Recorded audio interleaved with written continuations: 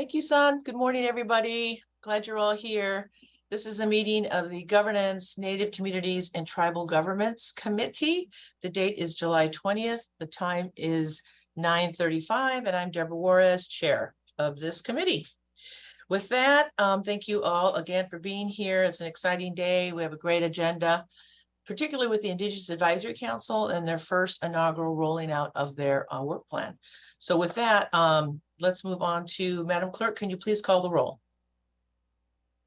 Councilmember Peterson. Present. Councilmember Mosqueda. Councilmember Sawant. Present. Councilmember Strauss. Present. Council President Juarez. I'm here. Thank you. There's no objection. The agenda will be adopted. Not seeing an objection. The agenda is adopted. Let's go on to the chair's report. I shared a little bit with you today, but I'll do a quick overview. We have 8 items on today's agenda. The first is the reappointment of hearing examiner Ryan Vancil. I understand Mr. Vancil is here. I went out to greet him and say hello. He'll be introduced by Karen Jackson from the Legislative Department. We will then consider the appointments of Iris Friday to the Seattle Indian Services Commission. And Francis Mernon from Department of Neighborhoods will be doing that introduction. And Francesco will also stay for items 3 through 6, which will be the presentation and joint consideration of 4 appointments to the Indigenous Advisory Council. 3 of these are reappointments to the council. The reappointments are Esther Lucero, who is the CEO at Seattle Indian Health Board, Councilmember Donnie Stevenson from the Muckleshoot Nation, and Miss Asia Tail from the Seattle Foundation. We also consider a new appointment to the IAC, filling a vacancy in the seat designated for Indigenous youth, and she is here today. And that is, and the mayor has nominated Megan Castillo. Welcome, Megan, from Coyote Central. As you know, that's a wonderful organization, and we're lucky to have that organization at South and North. So for agenda item 7, we will again hear from the Indigenous Advisory Council, Francesca Mernon. She'll be presenting the IAC's 2023 implementation update. Which I like to just say they have a great PowerPoint and report. And we'll be joined by, I understand, Council Member Talaka from Yakima, from the Yakima Nation. Jeremy, are you here? Okay, well, when he shows up. We are promoting him now. Okay, great. Jeremy is a council member, as is Councilmember Stevenson, an elected council member from their respective tribal governments. And Jeremy is on council with the Yakima Nation on the other side of the mountain. So he'll be here in a moment. We can welcome him. Finally, our new city clerk, Shireen Dedman, will be joined by 3 members of the council rules work group. We've been working on these rules for quite a while to present the changes being recommended following their biennial review of the council rules. So this is a standard kind of cleanup after 2 years. Let's go back and see what works. And in particularly reconfiguring the rules that we had implemented and may need to still work with because of COVID and what happened with doing remote and in-person council meetings and public hearing meetings and so forth. So with that, Councilmember Talaka joined us on Yakima time, I see. Thank you, Jeremy. I'm giving him a hard time. He's a brother, he understands. So with that, we're gonna go into public comments. And Madam Clerk, will you please start with how many people are in chambers? 1 in chambers. And how many remote? Still none online. Okay, so we have one individual in chambers, so we'll give that individual 2 minutes. You don't have to run the recording. Basically, I think Mr. Zimmerman knows the rules that we tried to have this to be a safe space. Please speak to the matters on the agenda. Be respectful, be kind. These are just basic stuff that you should have learned in kindergarten and if you watch Deep Space Nine. But other than that, Mr. Zimmerman, the floor is yours. Thank you, my lovely Führer.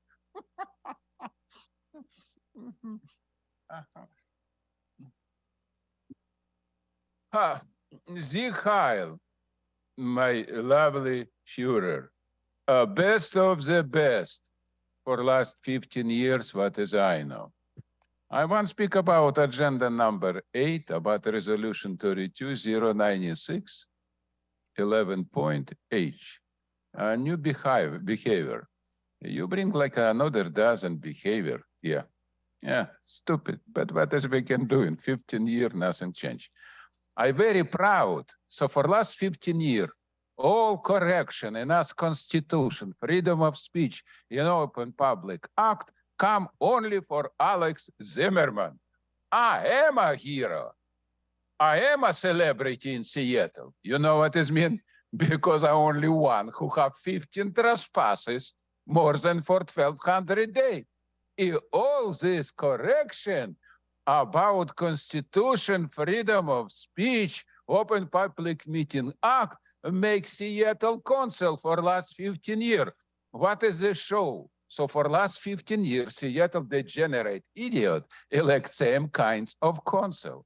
15 years, same freaking idiota. Idiota can elect only idiota. Is this exactly what as I told 4,000 times? You're more dangerous than Nazi or communist because you sick psychopath. Psychopath is more dangerous people in the world. You know what this means? Nazi, not psychopath. In communist, not psychopath. Are you a psychopath? May rules for one man, Alex Zimmerman, for 15 years with 15 trespasses. Who can do this? Only mentally sick people. A psychopath. And this go and go. And absolutely sure another 4 years will be same degenerate idiota. Why, my friend? Thank you. Okay, is that the last of our public commenters, Madam Clerk? There are no more. Thank you. We will now close public comment. And folks, let's move on to our items of business. As I shared, we have 8 items and 6 of those are appointments and 2 are presentations. So I'd like to introduce Karen Jackson from our HR department, HR and Finance for the legislative branch. And Karen, will you please introduce yourself and your guest, our guest? Council President, may I read the item into the record? Yeah, sorry about that.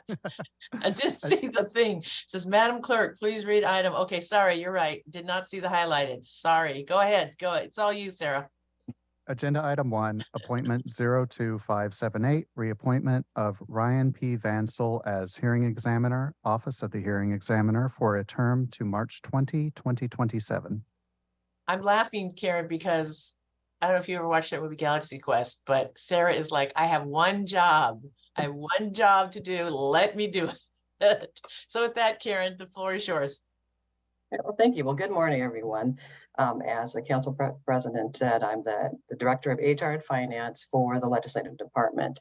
And it's an honor to be here. I've never done this virtual, so this is interesting. And so welcome, everybody.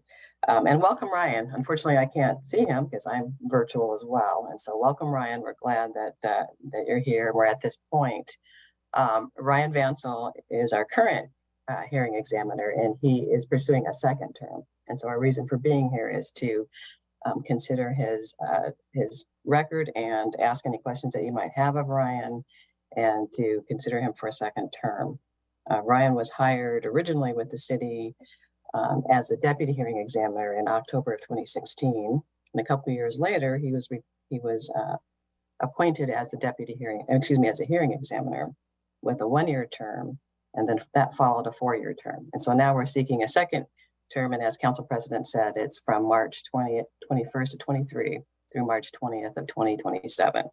And so with that, I'm going to stop talking and allow you all to raise any questions that you have of Ryan. Thank you very much for the opportunity. Thank you, Karen. So before we begin, I'm just going to say a few words and then I'm going to open it up the floor and then give Mr. Vancil an opportunity to speak. I had a chance to talk to him before we went on camera. And Ryan, I have your huge packet of your Office of the Hearing Examiner, the 2020 annual report. Thank you so much for all the time that since you came on board, I've been working with you on all kinds of matters, and you've been doing the hearing examiner report to us. I know there's been a couple times where you've had a couple reports that were 200-300 pages. I appreciate that. I know that's hard work. And I know that I wanted to have you back and to have you for a second appointment because I felt like obviously you've done a great job. You've really helped out city council in taking over some of the matters so that we can have a transparent, unbiased position, a judge, if you will, looking at some of these matters that are quasi judicial. So I want to thank you for that.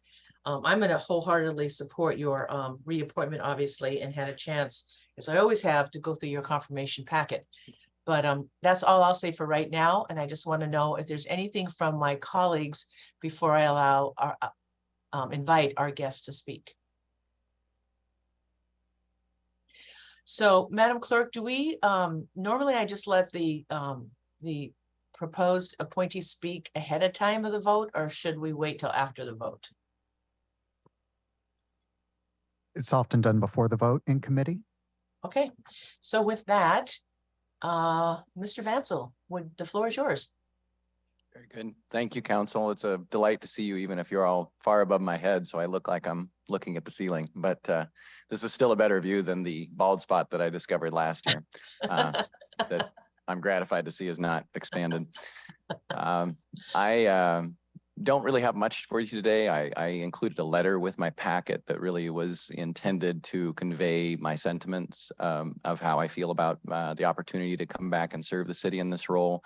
It does include some details about some of the challenges that we've faced, and that is frankly a part of the delight of the role that such a role offers, is that there is a constant challenge. There are constantly new things that come up, whether it's the new jurisdiction types that you gift us with, or simply the case types of greatest complexity for any type of office like this in the state.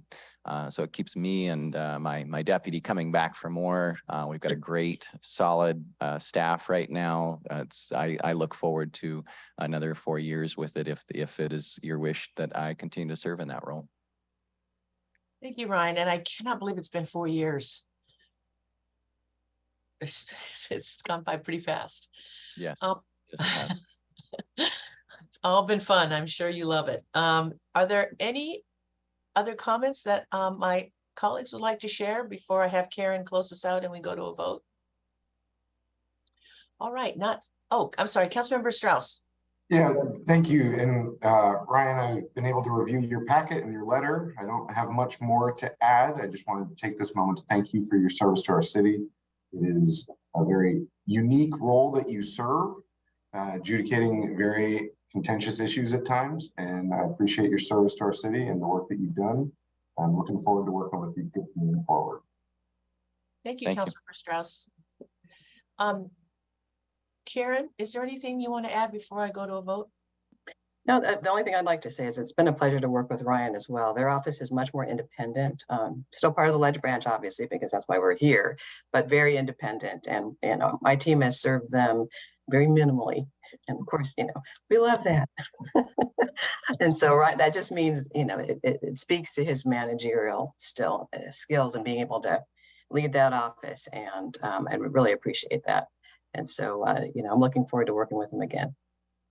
Well, you're easy Appreciate to the work help with. when we get it. Well, you get it. Karen's good about that. All right. With that, so I move to recommend the confirmation of appointment 02609, Mr. Ryan Vancil, to be sent to the July 25th Seattle City Council meeting for confirmation by the full council. Is there a second? Second. Thank you. The motion has been moved and seconded. There's no further discussion. Will the clerk please call the roll on the committee recommendation? Councilmember Peterson, Yes. Councilmember Sawant, Yes. Councilmember Strauss, Yes. Council President Juarez. Aye. 4 in favor, none opposed. Thank you. The motion carries and the committee recommends the city council confirm the appointment of Mr. Ryan Vancil, appointment number 02609 to the office of the hearing examiner. Thank you, Council President and council members, and Karen, for your time. Very much appreciated. Thank you. Thank you for coming down. I really appreciate it. It's nice to be able to talk to you offline for a little bit as well. Very good. Yeah, great to see you all. Thank you. Thank you. Madam Clerk, can you please read item number 2 into the record? do item 2 through 6 as a block? Sure. I see what Okay. you're doing now. Read item 2 through 6 through the record. Yes. Got it. Agenda items 2 through 6, appointment 02608, the reappointment of Ann Iris Friday as a member of the Seattle Indian Services Commission for a term to October 31st, 2025. Appointment 02610, the reappointment of Esther Lucero as a member Indigenous Advisory Council for a term to July 31st, 2025.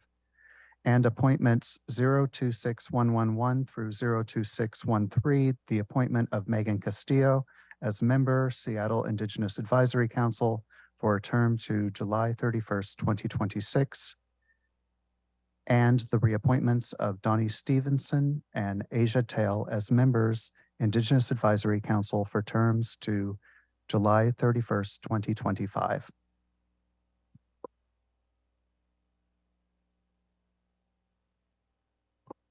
You're muted, Council President. Apologize. Thank you. So we have, the first appointment is, of course, to the Seattle Indian Service Commission, and the other 4 are for the Indigenous Advisory Council, just so we're clear. So with that, Francesca, would you like to introduce yourself? And go ahead and start with the first appointment, but go ahead and speak. Thank you, Council President. Hi, everyone. My name is Francesca Mernan. I am Shawnee and a citizen of the Cherokee Nation. I work in the City of Seattle's Department of Neighborhoods as the staff liaison to the Indigenous Advisory Council. And for item number 2 on your agenda today, I'll be here on behalf of the Mayor's Office to support the recommended reappointment of Iris Friday to the Seattle Indian Services Commission. Council President, would you like me to share the background now? Yeah, sure. Let's do that. Let's do the, yeah. The Indian Services Commission is a Native-led public development authority formed in 1972 to support American Indian and Alaska Natives in King County. To share a few updates on the Commission's recent work, they are focused on redeveloping the Pearl Warren Building in the Chinatown International District to include an early childhood facility, childcare services, economic opportunity center, and a Hall of Ancestors, housing and office space that will serve as a cultural icon within the city of Seattle. They are also pursuing other affordable housing development and are in a pre-development phase on a second project, and they're on track to pay off their bond in January of 2024. Iris has served on the commission for many years and currently works for the U.S. Department of Housing and Urban Development as a Native American program specialist for the Section 184 program. She works to bring affordable housing and home ownership opportunities to tribal communities and Native families, both on and off reservation. Iris has previously served as the chair of the Center for Women in Democracy and has served on the Tlingit and Haida Community Council delegation, as well as the Cake Tribal Corporation Board of Directors. And Iris is the co-founder and current chair of the Native Action Network, a local Native-led nonprofit that provides leadership, training, and civic engagement opportunities to Native women across our region. So we're pleased to have this appointment before you today. Thank you. Are there any questions from my colleagues regarding the reappointment of Iris Friday to the Seattle Indian Service Commission?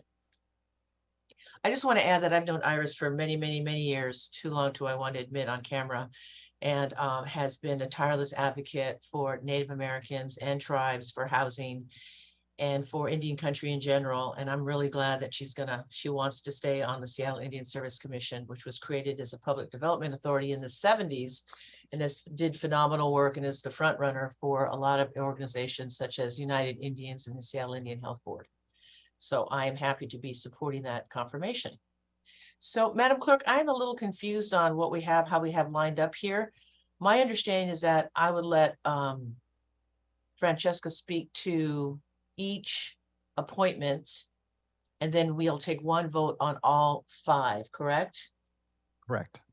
Okay. So we're not going to do a vote right now. We're just going to move to the second item. That's right. All right. So the second appointment. Okay, go ahead, Francesca. Thank you, Council President.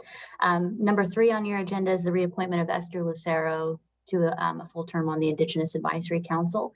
Esther has served one short term. Our first year, a couple of our folks who are being reappointed served a 1-year short term.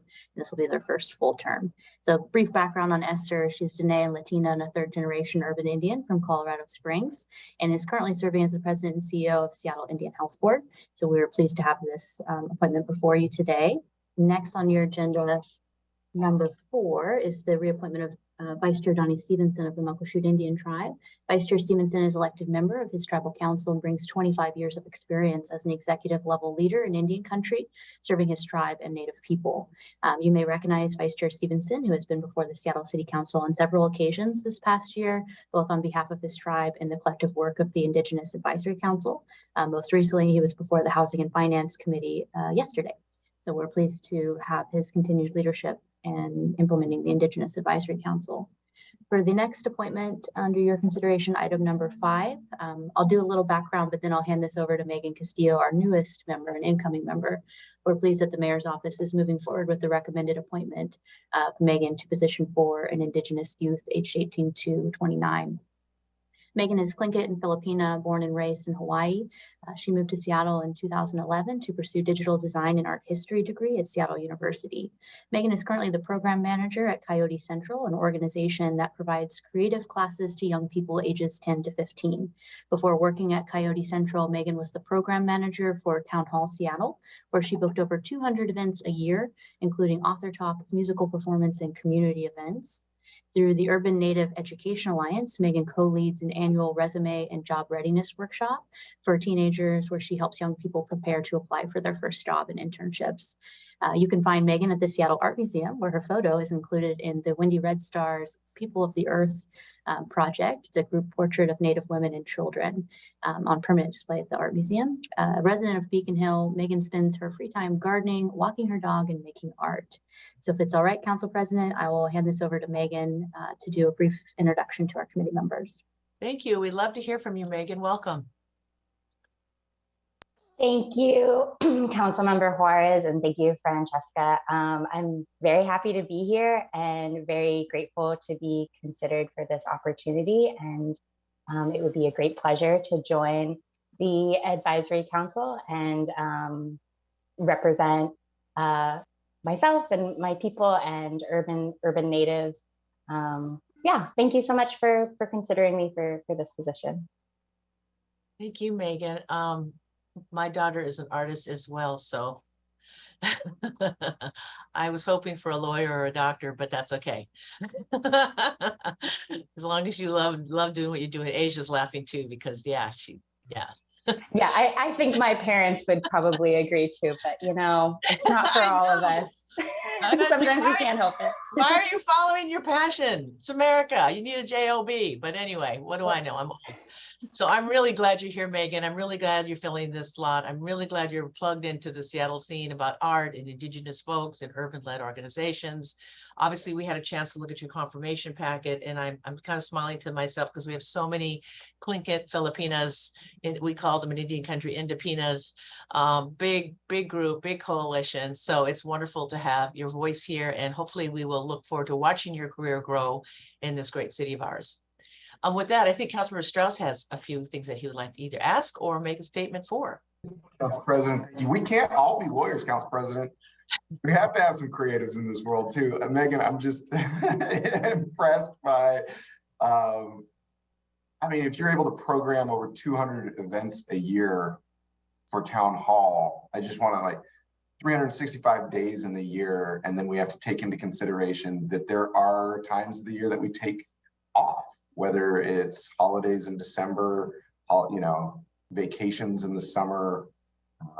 When you do that math, correct me if I'm wrong, but it seems like you programmed something almost every day. Yeah, Town Hall Seattle has 2 venue locations. So sometimes it's 2 things a night and sometimes it's as many as 4 things a night. Yeah, pretty busy stuff. I left that job about a month and a half ago, but it was always quite fun when sometimes we would get calls that I think were intended for you folks. People would call Town Hall Seattle and be like, I need to talk to council person so-and-so. And we'd be like, well, I'm going to just fully transfer you, not even to, to a different building, a different entity. So yeah, fun stuff. So it sounds like you might be a doctorate of programming, if I might, Council President. Yeah, logistics are really my gig. I'm a really good scheduler. Well, we are really excited to have you, and it sounds like you already have a little bit of the City Hall knowledge since you've already transferred all the phone calls. Maybe so. Thank you. Thank you, Meg. Thank you, Councilmember Strauss. Are there any other, not seeing anything else, I'm going to let Francesca move along. Yes, and the final appointment before you today, and item number 6, is the reappointment of Asia Tail to position 8 on the Indigenous Advisory Council. Asia is a citizen of the Cherokee Nation of Oklahoma, born and raised on Coast Salish territories. Asia is co-founded and currently serves as the director of the How Indigenous Creatives Collective, an urban women-led arts nonprofit based here in Seattle. You'll be hearing from Asia on our next agenda item as well. Thank you. I have a few things to say. Where is Asia? Asia is very modest about her resume, but she has an incredible upbringing. But all that aside, she was one of the few people when you had 20,000 or whatever people applying to Cooper Union Art School. And she went to New York 2 or 3 times and got in with her portfolio. And I was always very proud of her. Watched her grow, watched her career grow, and to see her become the woman that she is today and starting to come into her own. So us in Indian country, as we say, I can step back and take my place in a different place. So this generation can come up and teach us what we need while they still listen to us. So yeah, she has a big smile on her face. Is there anything else that or any of my colleagues would like to share or discuss or make a comment of regarding the reappointment of Asia Tail, who currently I understand works at the Seattle Foundation? For her reappointment. This is my appointment. This is our appointment, right? Not the mayoral. This is a city one. Asia is a no. mayoral appointment. It's mayoral. Vice Chair Susan and Esther are city council. Okay, got it. Okay. Looks like the mayor beat me to it. Okay. Are there any other comments regarding the appointees that, is that our last one? Yes. That's correct. Okay, good. All right, so I'm going to wrap this up. Are there any other comments before we just move on the full slate from my colleagues? And I'm just going to read into the record one more time, because I think it's important that people know these names, because these are all people that have been involved in Indian country for a long time in their whole lives and understand this stuff. Of course, the first appointment of Iris Friday to the Seattle Indian Service Commission, the reappointment of Esther Lucero, who is the CEO of the Seattle Indian Health Board, the reappointment of Councilmember Donnie Stevenson from the Muckleshoot Nation, the new appointment of Megan Castillo, and she of course works at Coyote Central, and of course the reappointment of Asia Tail, who works at the Seattle Foundation, to the Indigenous Advisory Council. We have a great slate in front of us. So are there any other comments before I move to move these? Okay, I don't see any, so I'm going to do this. I move to recommend confirmation of appointments 02608 and 02610 through 02613, which is basically all the names I just read, that all of these names be sent to the July 25th Seattle City Council meeting for confirmation. Is there a second? Thank you. Is that you, Councilmember Peterson? Yes, Thank Chair. Oh, it's the vice chair. Oh, forgot about that. All right, the vice chair has just seconded the chair, the president's motion. The motion has been moved and seconded. There's no further discussion. Will the clerk please call the roll? Vice Chair Peterson, Yes. Councilmember Sawant, Yes. Councilmember Strauss, Yes. Council President Juarez. Aye. 4 in favor, none opposed. Great. The motion carries and the committee recommends City Council confirm these 5 appointments, 02608 and 02610 through 02613 at our next, at our July 25th council meeting. Thank you. And you're welcome to stay. You don't have to go if you want to. Hey, Megan, if you want to hang around, you probably should. I'm guessing you need to see what's going to go on with the work plan. All right. So with that, Madam Clerk, will you please read item number 7 into the record? Agenda item 7, Indigenous Advisory Council implementation updates for briefing and discussion. All right, Francesca, you're still with us. And I understand you're going to introduce this and we'll let you kick it off. Thank you, Council President. For item number 7, I'll be doing a brief introduction to 2 of our Indigenous Advisory Council members that will be sharing some implementation updates. Today, we're also submitting our annual work plan to the committee and to City Council, as well as the Mayor's office. And with that, we've provided you a supplement, which is our 3-year strategic plan. This is, as you might remember, the council is about a year in the making. We were in this committee last July for our first round of appointments. So we've spent the last part of this year really diving in on a collective vision of what a culturally grounded advisory body looks like and is capable of doing and advising local government. So I will hand this over to our 2 presenters. Councilmember Jeremy Takala is in position 3 and is on tribal council at the Confederated Tribes and Bands of the Yakama Nation. And Asia Teo, who you have also met, will be co-presenting. You'll see a slides here that I'll share that have Councilmember Suzanne Salto. She was busy with tribal council business, so we're doing a quick sub. So we really appreciate Councilmember Takala for generously taking time to fill in and be here with us today. So with that, I will pull up the slides, and Councilmember Takala, if you'd like to start with introductions. Sure. Thank you, Francesca. Thank you, Council President, Council members, for inviting us to share a few updates from the Indigenous Advisory Council. As Francesca said, can't believe it's already been, almost a year now, since we've all been appointed here to serve as on the advisory council here. So, we look forward to our continued collaboration and growth to provide culturally grounded advisory support to our city partners. So, again, I'm Jeremy Takala. I'm a citizen of the Confederate Tribes of Bands of the Yakama Nation. I serve as one of the 14 elected tribal council for the Yakama Nation. And, I just want to express my appreciation and also my gratitude to my fellow colleagues on serving as a year for this advisory council. So I'll let Asa, you want to go ahead and introduce yourself? Sure. My name is Asia Teo, citizen of the Cherokee Nation, 2nd generation urban native, born and raised here on Coast Salish territories in Seattle area. I did formerly work at Seattle Foundation, so have some good grant making and foundation experience.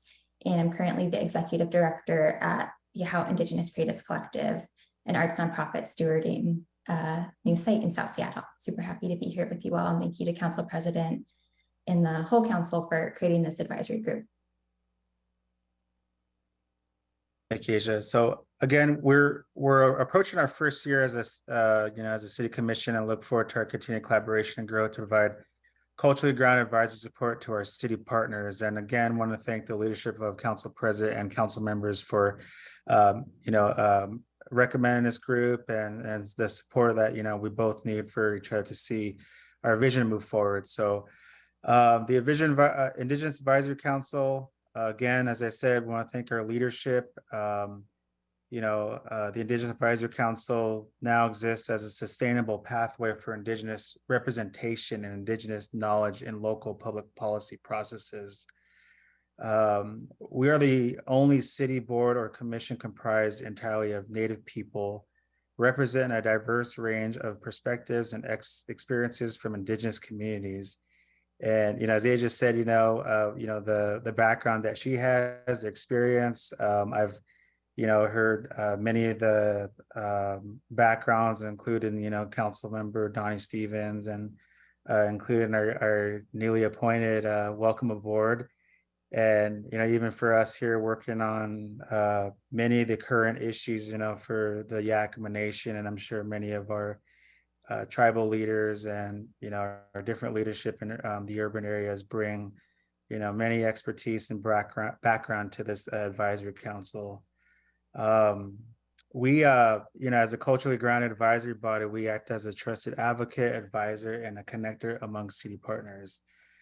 Today, we will share more about our Indigenous advisory approach to policy and systems changes that we hope will move government and community partners towards transformational relationships rooted in reciprocity, repair, and share power with the Indigenous communities. Asia, go ahead.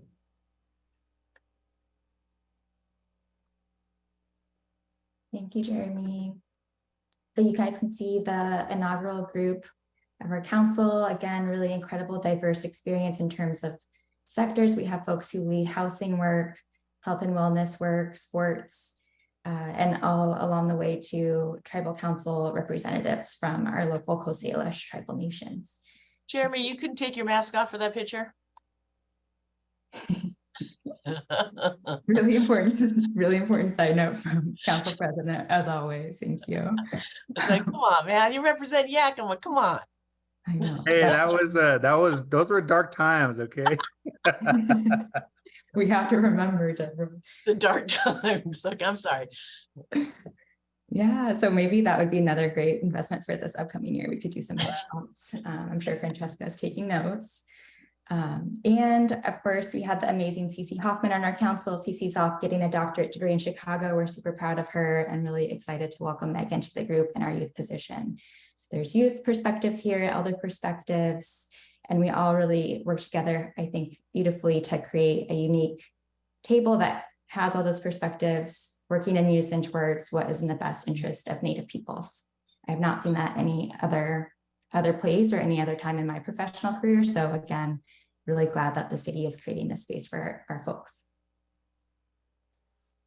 And I'll pass it back to CM Takala. Okay, thank you. I promise Council President Juarez, I'll update that picture and I'll send it over to Francesca, okay?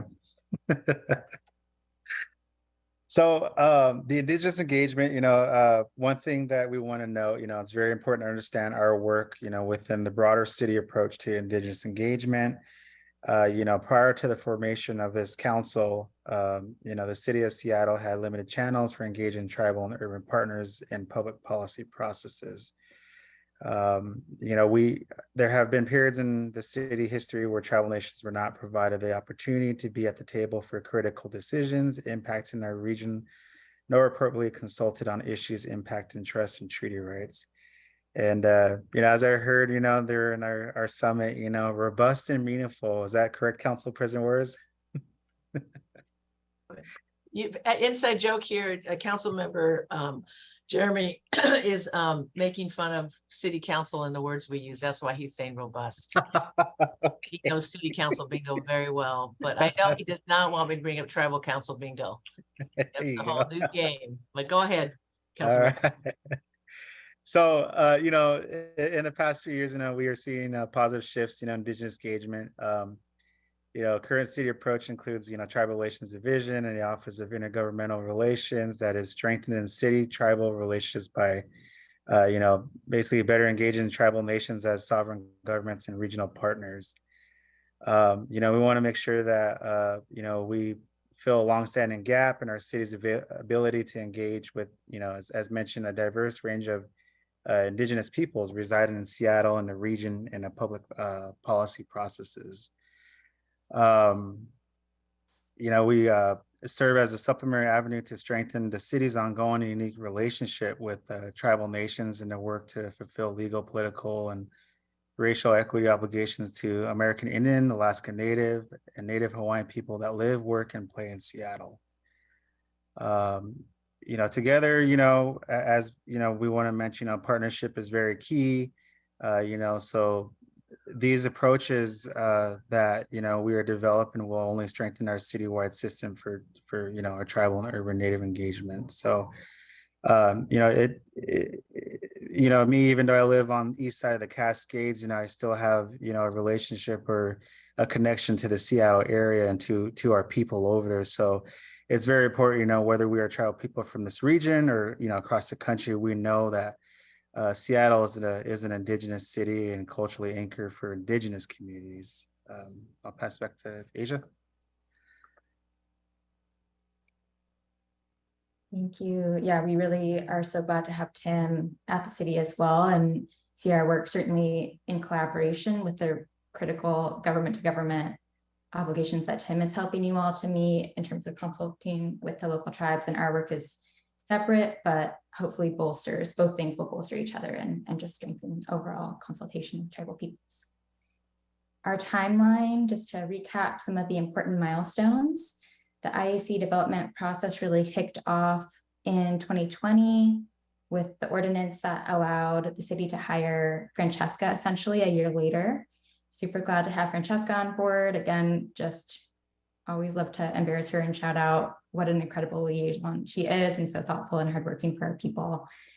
So Francesca then really stewarded the development process for the IAC proper in collaboration with council president.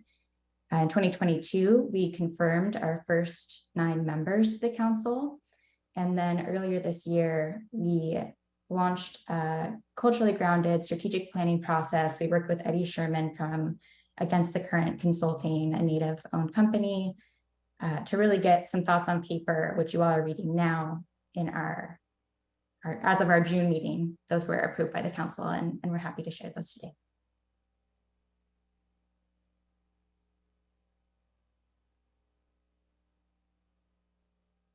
And I can just jump in. We also want to be super clear that we see our work uplifting, of course, again, those really key political obligations to Native people, both tribal members locally and also urban Native people still hold really important political status. And also that those important relationships with Native people further uphold racial equity overall. So when Native people are doing well, that further supports health and wellness for Black, Indigenous, and people of color across all of our communities. And so again, this isn't something that's competitive. We really see this as work that is collaborative and holistic in our approach, and are excited to be part of this broader conversation within the city.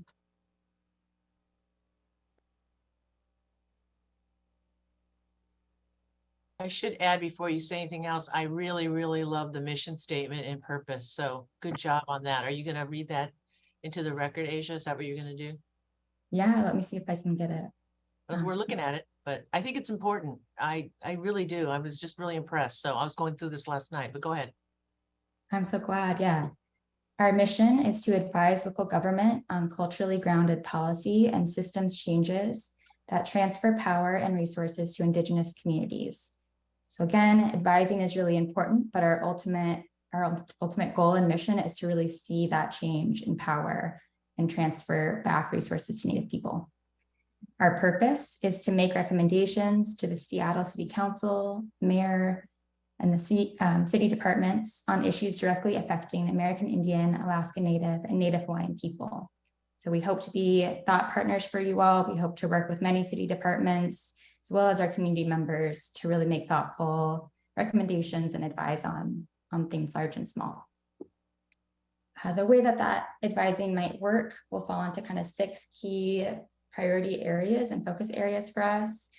So of course, we want to really have strong roots as a council, know what we're doing as advisors, have that all grounded in Indigenous teachings and cultural practices.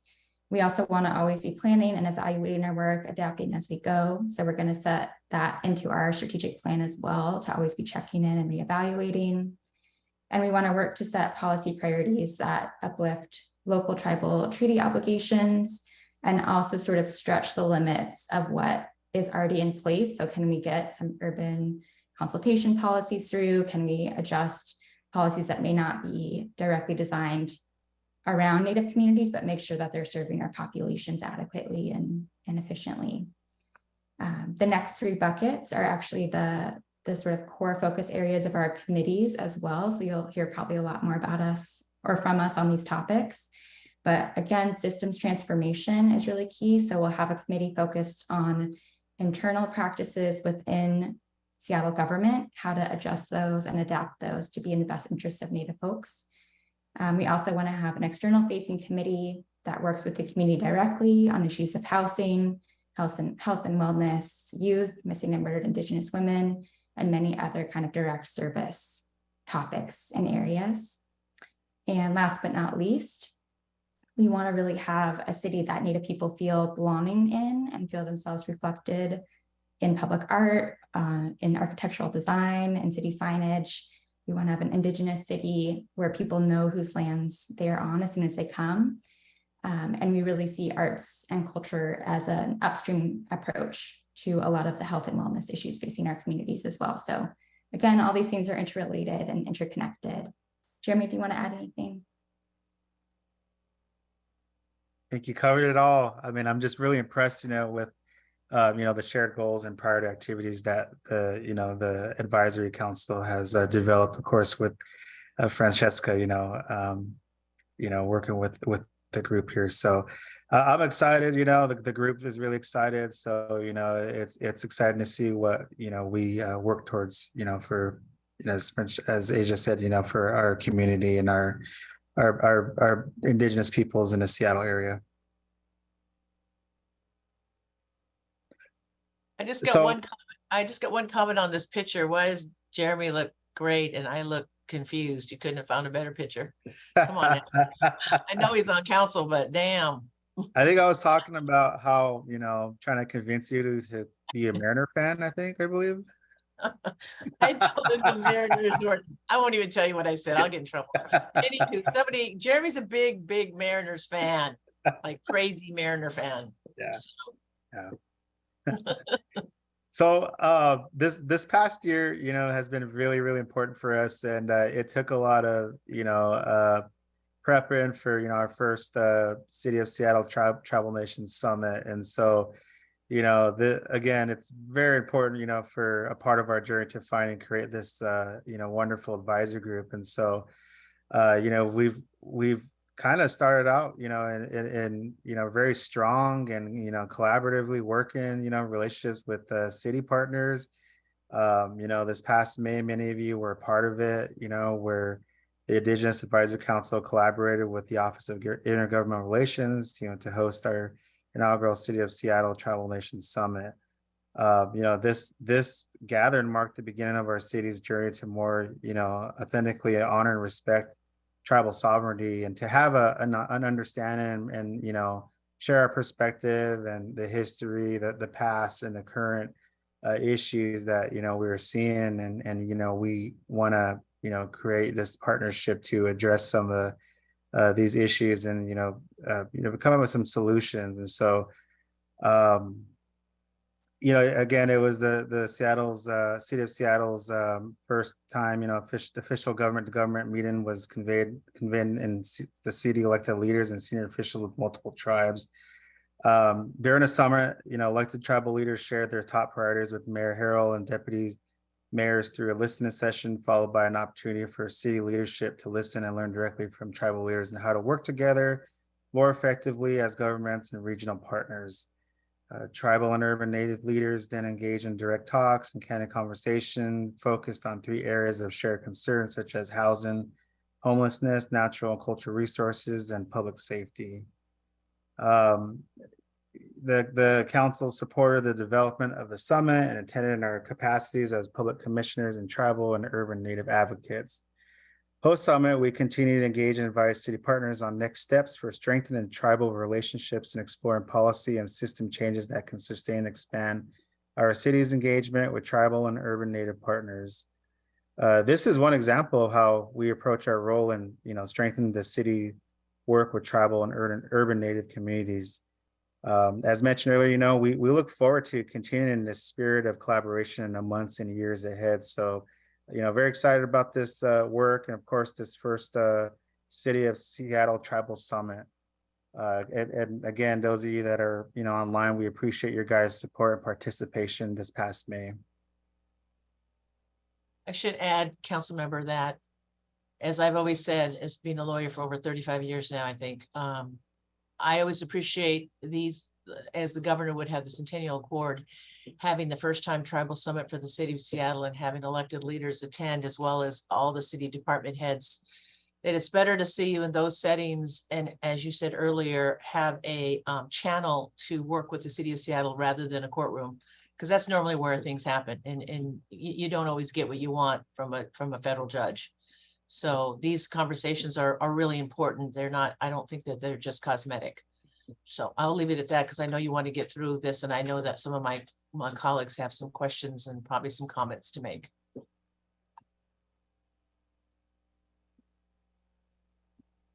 So this next slide here is our annual work plan, the relationship building, the advisory support. Today, we submit our annual work plan and corresponding 3-year strategic plan to the city council and the mayor's office. This presentation here and the submission, we hope that, this will give you an idea of the work that we seek to accomplish in partnership with you all. To advance our goals outlined in our planning documents, we see our work fallen into 2 main categories. 1 is relationship building and 2, advisory support. Relationship building encompasses our goals to meet the city and community partners to explore new opportunities for collaboration. In the past year, we have begun this process with groups such as the Generational Wealth Initiative, the Rising Tides Indigenous Planning Group, the Green New Deal Oversight Board, and other groups that are currently or plan to work with Native communities. We also intend to continue our collaborative relationship with the Office of Intergovernmental Relations to ensure that as a city, we are making progress in honoring the trust and treaty obligations to Native communities. We want to make sure we anticipate these relationships will continue to yield opportunities to provide culturally grounded advisory support in the areas of legislative and administrative policy and program and project development. For the next budget cycle, we anticipate presenting budget priorities that reflect the needs of tribal and urban Native communities. To share a few near-term advisory roles, we're advising on updates to the city's land disposition and policies to enhance tribal and urban Native access to land. Under the direction of the Seattle City Council, we will develop shared directives to the Office of Sustainability and Environment and recent investments in Indigenous-led sustainability projects. And we will work with the city departments to review and offer feedback and recommendations to address common Indigenous values and priorities in several city plans, such as the Parks and Open Space Plan and Comprehensive Plan.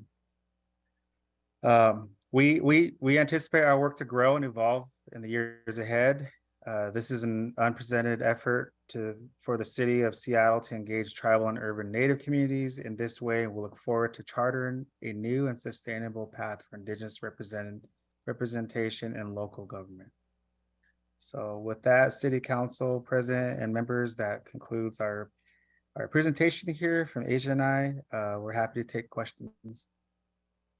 I'm going to open the floor for my colleagues before I say anything more. Is there anything from my colleagues that are here that have any questions of our panel? And Francesca. The Vice President has his hand up. Councilmember Peterson. Thank you, Council President. Thank you for this presentation today. And we know that we'll hear from you a lot based on the formal work that you're doing. As individual issues arise where we may need your guidance, what is the best way to connect with you? For example, we received a letter from the Snoqualmie tribe yesterday, or a copy of a letter they sent to the Seattle Department of Construction and Inspections asking the city to protect an ancient or a tree that was, it's located where there was an ancient Indigenous trail system connecting Puget Sound to Lake Washington, and they're asking for the city to intervene and stop the removal of that tree. So when issues like that come up, we obviously got the letter from Snoqualmie tribe, and if we wanted to ask the advisory council as well, what's the best way to engage when it may not be something on your monthly agenda? Francesca, you want to respond to that? Yes, thank you for that question, Vice Chair. There are still some things that are government to government engagement that Tim Raynon in our Office of Intergovernmental Relations handles, but broader policy and systems change issues, for example, related to culturally modified trees, are within the realm and purview of this group to support and advise on. And so we do, that's why on the back end as city staff, we work closely to ensure that government to government channels are respected and followed, and that when there are things that come out of that we might be able to do as an advisory support council, we can fulfill that role. In shorthand, Vice President, what they're saying is like, if the state of Oregon or Idaho had a problem and we got a letter from another government saying we have a problem, we would automatically go to Office of Intergovernmental Relations and say, we have this issue with this particular state, our city, our municipality. And OIR via the mayor's office on the executive branch would handle it first, because as you know, all city departments are in the executive branch. At least that's just the common as a government. And I know some of these issues need a little bit more refining, like, is it a political issue? Is it a jurisdictional issue? Is it a policy issue? And at that point, my point person first always is Francesca, and then Tim Rainin in the executive office and the mayor's office. But that's a good question though, because we have a lot of those issues that come, and since I'm the resident native on the floor here, I get those and feel them, and I don't have a problem doing that, but at some point that's not really my job, but that's okay. Comes with the enrollment number. So I have a few comments I'd like to make, but I see, oh, and before I go any further, I want to thank Councilmember Nelson and Councilmember Strauss, and this is no shade on my colleagues. They were in committee, so they couldn't make it to the tribal summit, but Councilmember Nelson and Strauss came, and Councilmember Strauss, as chair of the land use, was there the whole time and has worked closely with me on the land disposition and the land back issue. So as the chair of land use. So I just want to put this down on my bingo card, I want to uplift and center him and make space and give him a shout out. I think I got a bingo right there. Was my bingo card. So with that, Councilmember Strauss, I see you had your hand up. Thank you, Council President. And Jeremy and Asia, thank you for such a robust presentation. Yes. Have to really thank you. And that picture of Jeremy with the mask, your smile is still bursting through that small picture.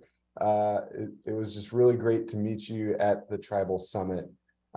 Just about that tribal summit, Council President, what you were just talking about, government to government relations, if we were working with Oregon or if we were working with Canada, with British Columbia, there's a certain protocol in which we work with. And what was really important for me to see as an elected leader here in the city of Seattle was watching government to government relations occur between tribal governments and then working with the city.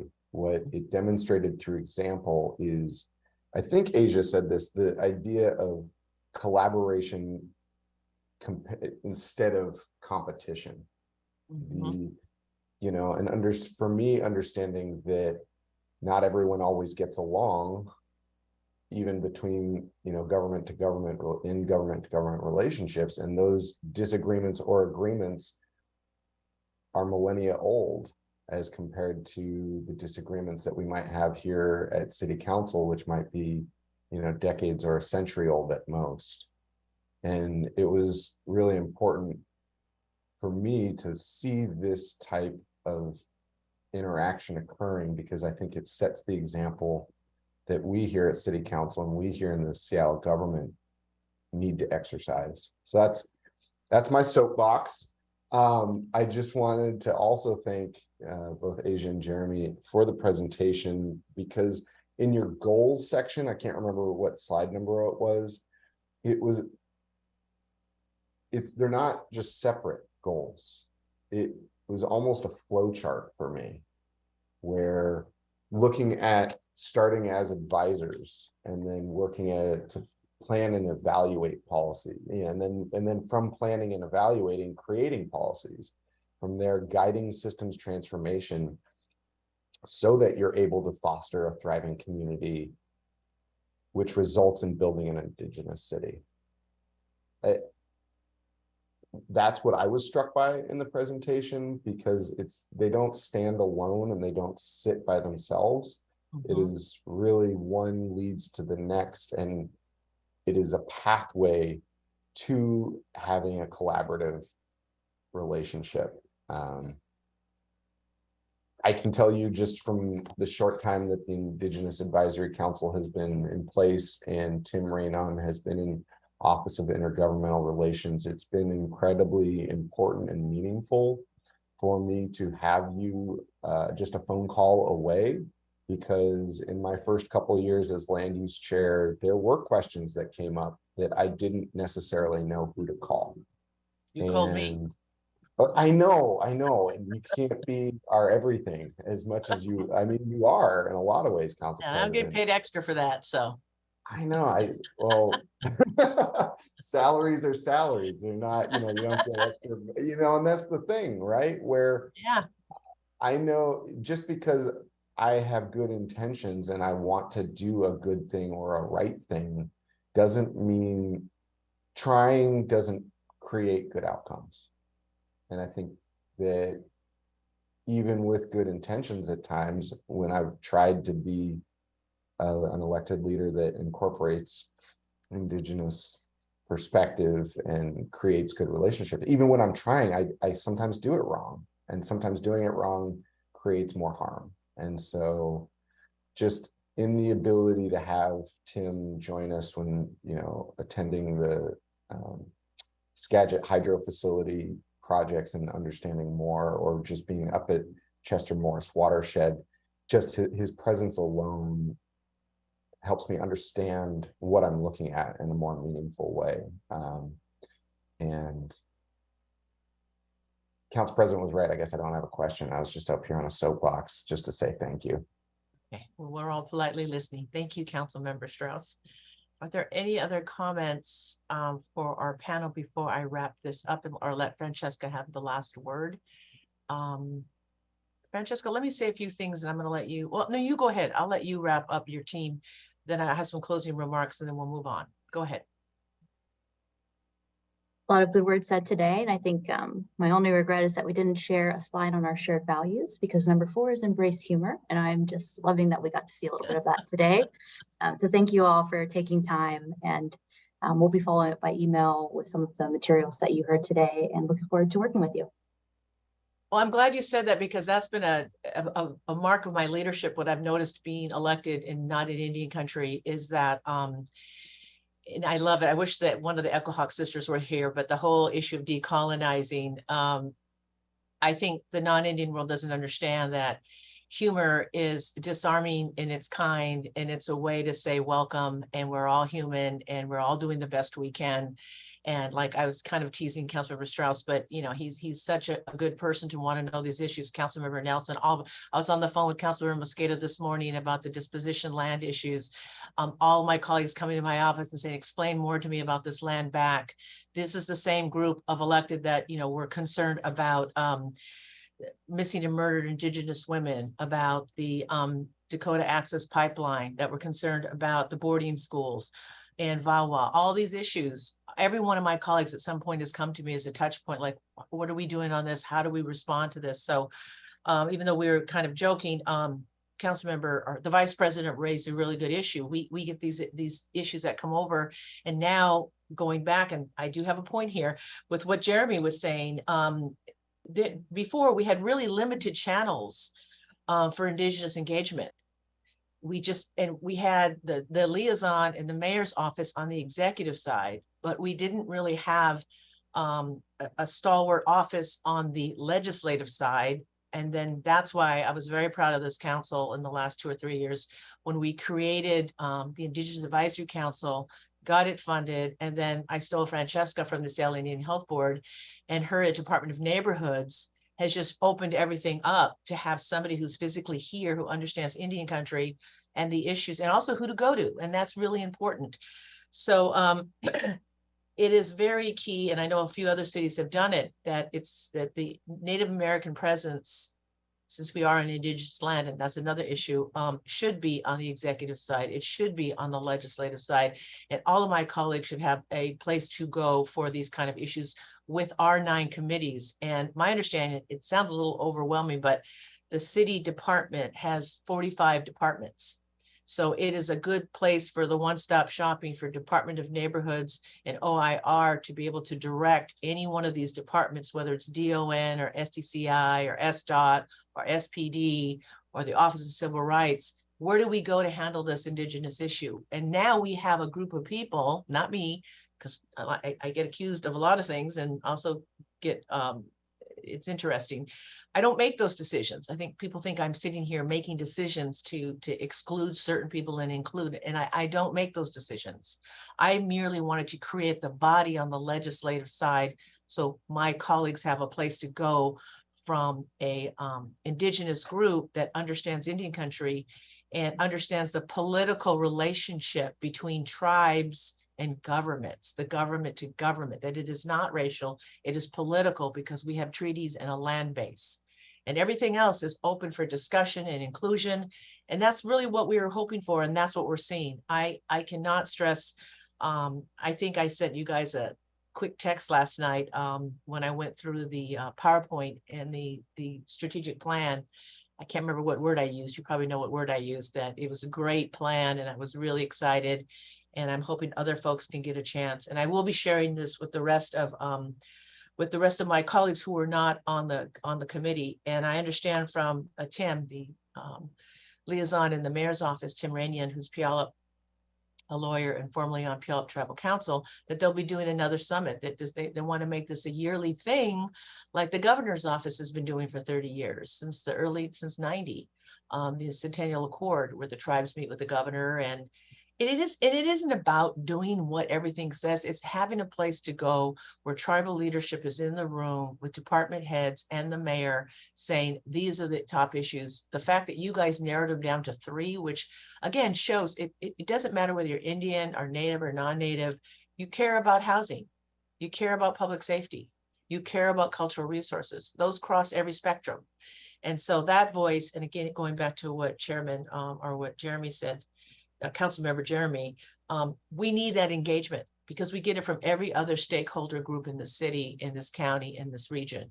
And so I'm very impressed. So one of the things is when I leave here, this will be one of my top 5 legacies that I'm very proud of. And I couldn't have done it without Seattle City Council and their vote and without the support of Mayor Harrell. So I will get off my soapbox and see if there's anything else anyone wants to say before we move on. So, Jeremy, Council President, yeah, go ahead. I was just going to let Jeremy know I can confirm I've been to a Mariners game with Council President. I didn't watch the game though, so. I know. Jeremy, good luck with your team. I hope they make it to the Big Mid. I don't think they ever have, but God bless y'all. But let's go Seattle Storm. Yes, four national champions. Okay. So with that, I think we're going to move on. Thank you, folks. Thank you. Thank you, Asia, Jeremy. Thank you, Councilor Strauss. You're not going anywhere, Strauss. Thank you, Francesca, as always. And we got Esther joining us. Okay, great. I'm glad Councilmember Nelson is still here as well. All right. So we are wrapped up item number 7. So we're going to move on into item number 8. And Madam Clerk, please read item 8 into the record. Agenda item 8, resolution 32096, a resolution adopting general rules and procedures for the Seattle City Council, superseding resolutions 32029 and 32051 for briefing and discussion. Thank you. So, you know, every 2 years, we revisit the rules, the council rules. I know that you all received the memo that was dated back on July 11th from Esther and staff. So what I'm going to do is I'm going to hand it over to our city clerk, Shireen Dedman. Shireen, I hope you don't mind if I address you just by your first name. Please. Beautiful, beautiful first name, Shireen. And Shireen is our new city clerk. And I'm going to let you introduce your colleagues and the panel and tee up these subjects. Thank you. Mm-hmm. And I will rely on my newness that if I make any mistakes, please forgive me. Good morning, committee members. Today I am joined by representatives of the Council Rules Review Working Group, including Central Staff Director Esther Handy, Legislative Counsel Lauren Henry, and Deputy City Clerk Amelia Sanchez. The working group also included Council President Deborah Juarez and her Chief of Staff Brendel Swift, Interim City Clerk and City Archivist Ann Frantilla, Interim Deputy Director of the Office of the City Clerk and Technology and Information Management Services Manager Ian Smith, Deputy City Clerks Linda Barron and Jody Schwinn, Central Staff, as here, and Assistant City Attorney Gary Smith and Code Revisor Brandon Isley. I'm probably saying that wrong. The working group convened from April 3rd to June 21st to collaborate and discuss potential amendments to the council rules and to prepare recommendations for consideration by the city council. The working group developed a final amended version of the rules, which was introduced as resolution 32906 on July 5th. These amendments were sent to council members on July 3rd for feedback, along with the memo providing the 2023 council rules and procedures update schedule. So hopefully you all received it.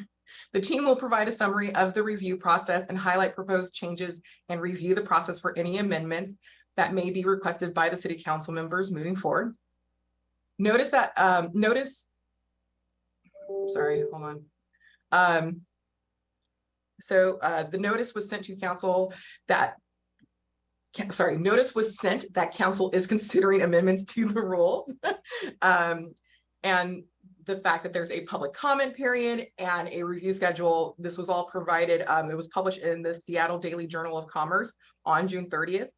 This was also sent to the council members, the Seattle Office of Civil Rights, the League of Women Voters of Seattle, King County, the Municipal League of King County, and the American Civil Liberties Union of Seattle on that same day, asking for their public comments.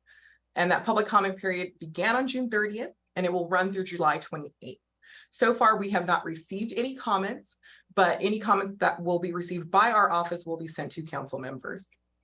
On July 17, Central Staff Director Esther Handy sent a memo regarding the resolution having to do with the proposed changes to council rules, which included background information, a summary of the proposed changes, other policy issues for consideration, and proposals that the working group declined to recommend. And she will provide more of that information in her presentation that she'll be giving shortly. Final review and recommendation of the amendments is on August 3rd. And the resolution will be presented to City Council for consideration and possible adoption on August 8th. For now, we encourage your full engagement and we ask that you provide direct feedback. Please feel free to ask any questions or seek clarifications during this presentation. That's one of the reasons why Amelia Sanchez is here.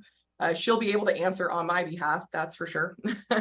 I want to thank the working group for their work on this incredibly important topic and for their feedback. I especially want to thank Ann Frantilla and Ian Smith, who were able to hold down the fort during the transition of city clerks. And so now I hand over the floor to Esther. Before we begin, Esther, I want to make sure that all my colleagues got the memo that you had provided, as well as the documents of the central rules and procedures and the draft. I'm hoping everybody has that. And again, it's discussion only today. We're not voting, but we have this working group of 9 has been great. And with that, I'm going to hand it over to you, Esther. Great. Good morning, council members. As I introduce myself, I'll ask Lauren Henry, our legislative legal counsel, to pull up the slide. So she is going to help me run this morning. For the record, Esther Handy, director of your central staff. I'm really happy to have been part of this working group. We'll hop past slide 2, which is the process, which Clerk Dedman covered really clearly. Thank you, Shireen. Welcome. We're glad you're here on the team. The work group recommended 24 changes to the rules, and I'm going to use these slides to walk through them. The bulk of these changes are fairly technical in nature, so I'm going to move fairly quickly. Please stop me at any time if you want to ask a question, and of course, we'll take questions at the end. The first 3 changes apply to public comment. They require agendas to specify whether a committee will take oral or written public comment. Clarify that at committee, the public may comment only upon agenda items before the committee that day, and further provide the chair flexibility to expand the scope of public comment in their committee if they list that expanded scope on their agenda. And requires the council president to issue guidelines for public comment in hybrid meetings with the goal of creating consistency across committees and ensuring that the council has both technology and staff capacity to support that model. Next slide, item number 4 updates the language defining disruptive behavior in city council meetings as listed here on the slide to include the use of racial, misogynistic, or gender-related slurs. It also extends the timelines in which those who repeatedly violate the disruption rules may face exclusions from future meetings. Finally, in this section, item 5 requires the council to adopt a language access plan. The work group looked at some templates from the Office of Immigrant and Refugee Affairs, which creates a venue to set a set of goals for language access in our written and materials and our public meetings, and for the council to develop an action plan to achieve those goals. Next section, the next slide addresses participation in hybrid meetings.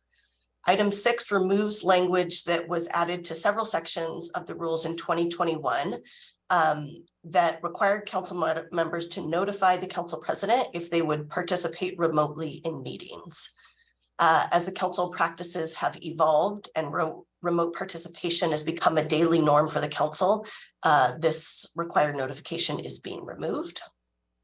And item 7 updates the rule to match current practice, which is that in hybrid format, votes must be taken via roll call, not via voice vote. So roll call is when we call each of the members and ask for their vote, whereas a voice vote is when you would say all in favor, all opposed, and that is reserved for when everybody is in person. And finally, this makes clear that when somebody is attending an executive session virtually, they are responsible for keeping that virtual space and the contents of the session confidential. Any questions on those first sections before I move to Budget Committee? Great. Item 9 updates the Budget Committee rules to establish the mid-biennial review framework that we have been talking about this year. The two significant changes are the budget chair may rather than shall prepare a balancing package in a mid-biennial review, so the second year of a budget, and requires council member amendments to be self-balancing in the second year of a biennial budget. Next slide, items 10 through 16 look at our current committee practices. Item 10 clarifies committee members can make, second, amend, and vote on all motions before committee. There was some confusing and/or language in the rules previously. Item 11 creates a new provision that allows committee chairs to recommend to the council president agenda items from their committee that they would like to see placed on a consent calendar at the city council agenda. The council president makes the final call on that agenda. 12 removes an outdated requirement that committee clerks notify all council members via email immediately after a divided vote in committee.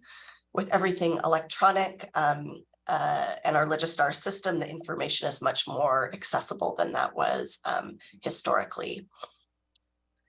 Item 13 moves the deadline for a committee to refer legislation to the next regular city council meeting from noon on Thursday to 1 p.m. This is intended to clear up some confusion when a Thursday morning committee meeting runs past noon.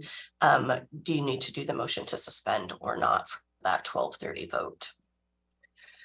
Item 14 requires all committees to have a vice chair when they are established.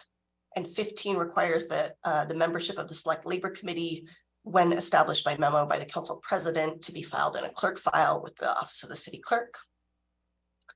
And finally, we create a new section in the council briefing portion of the rules to say that attendance at briefings is expected and includes a notification request to the council president 1 day in advance if you will be absent.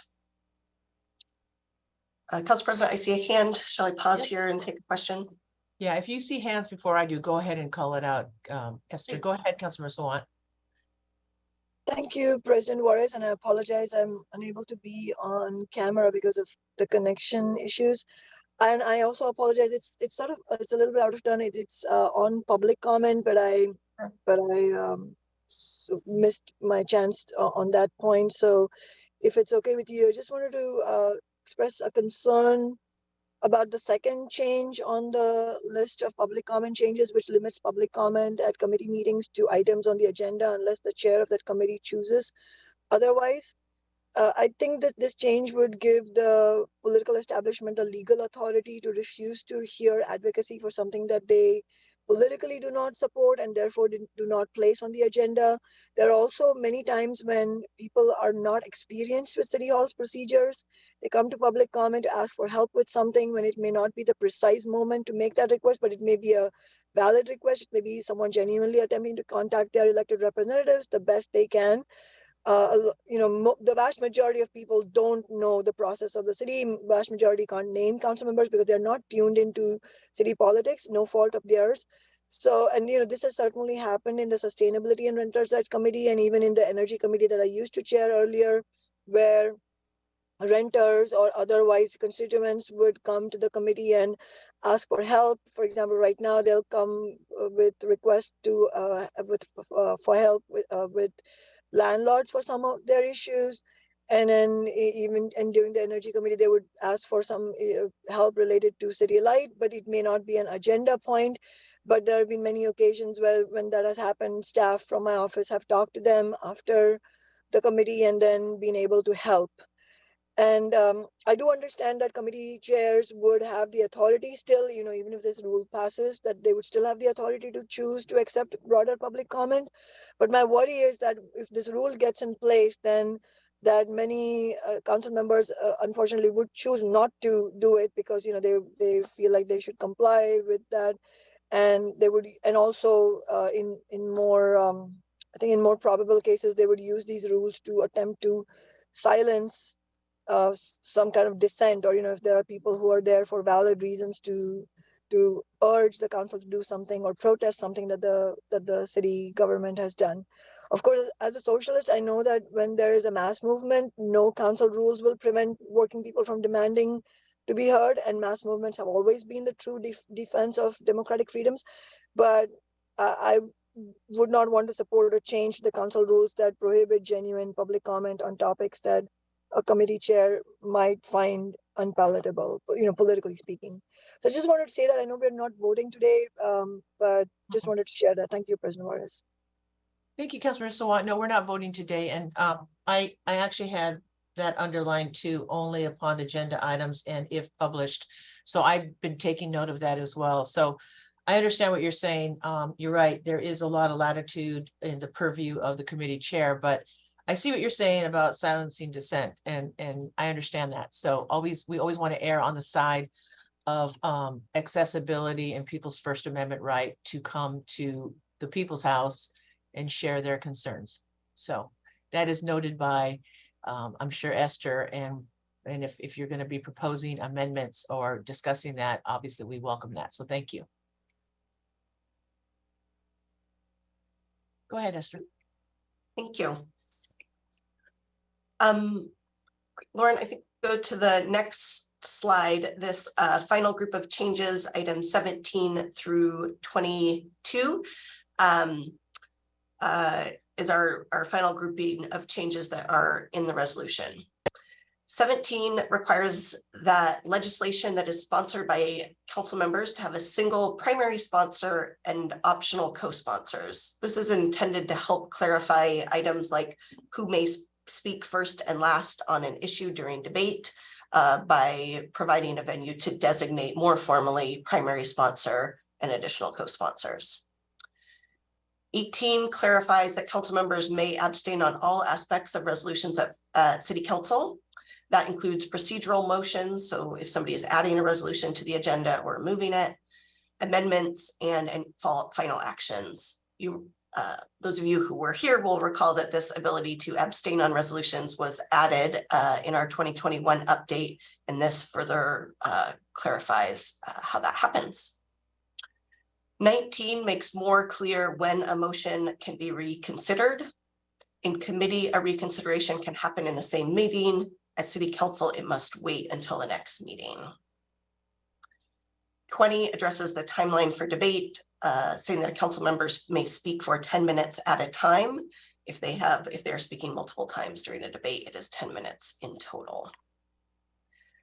21, when the committee does not have a quorum, this update to the rule clarifies that council members who are unexcused or on call may be compelled to attend to achieve that quorum. Unexcused members cannot be compelled to attend. And finally, 22, the council rules define who may attend and participate in executive sessions where council members are briefed on pending or potential litigation. This updates those attendees to include the legislative legal counsel, a legislative assistant to the chair of the committee with subject matter jurisdiction, and that the central staff director may designate multiple attendees. Councilmember Strauss, I see your hand. Thank you, Director Handy. Looking at, and I brought this up with you yesterday, looking at item number 20, clarifying during debate, council members can speak for 10 minutes at one time rather than 10 minutes total. I understand the spirit in which this change is coming to our committee, because there are no clerk has 9 timers running to time us for how much we're speaking. And I'll admit to the council president, I've spoken more than 10 minutes a couple times. I will say that I think that in the spirit of how this rule was brought forward in the first place, that it is better to leave this item as it is, that council members can speak for 10 minutes total. And if there are issues with applying this rule, then we can take that into consideration. I haven't seen any issues with this at this, in the 2 years or year and a half that we've had this rule here at City Council. I would just say that it would be better to leave it as it is so that council members don't have a misinterpretation that you can talk for 10 minutes every time you start talking, because I think the spirit of the original change was to say, you've got about 10 minutes to speak. And, in comparing to how we provide public comment, either, usually 2 minutes, but sometimes less, that's still 5 times as much time as we provide public comment. So I'm going to be bringing an amendment to leave this rule as it is currently in our council rules.